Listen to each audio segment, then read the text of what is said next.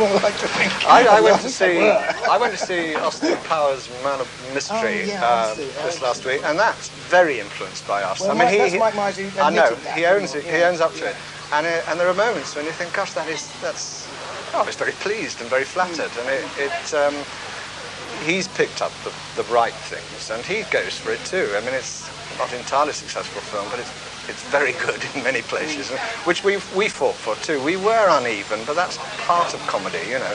And the storyline helped people not notice quite so much that we were uneven.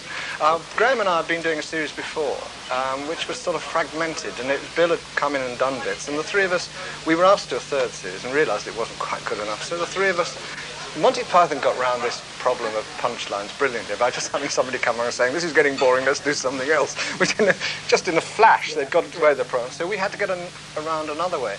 I think one shouldn't overemphasise this, not anti-Python, but being different from Python. Yeah, we were parallel with Python, weren't we? It used to bother me.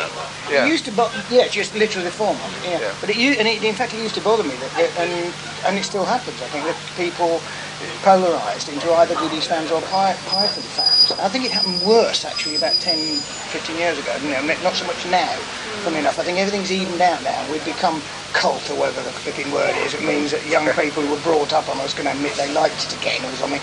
But there was a period where you thought, you know, people said, no, I'm a Python fan, you must therefore hate the Goodies, like the Beatles and the Stones. Yes, very Stones.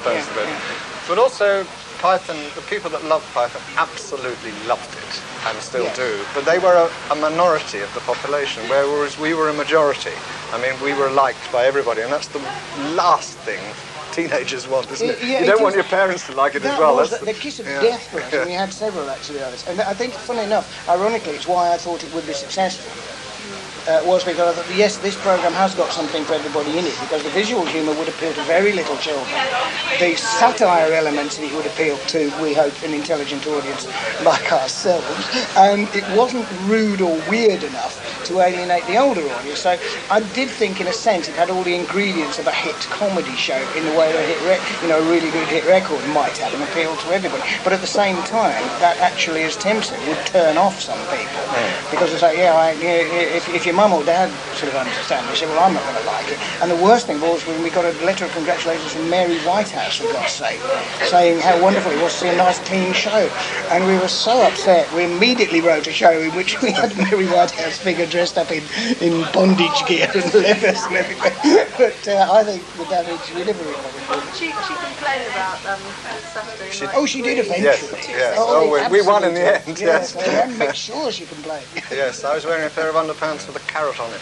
Yeah, that was it, wasn't it? That's what went too far. A large carrot. That's what she was complaining Yes, about. I think so. Yes. A radish, maybe. I would have accepted. I remember when the character that we played, we didn't call him Mary Whitehouse for obvious reasons, but one of the questions, Mrs. whatever your name is, what does your husband do? He keeps his distance, on those lines. Appalling woman. She set back British television hundreds of years.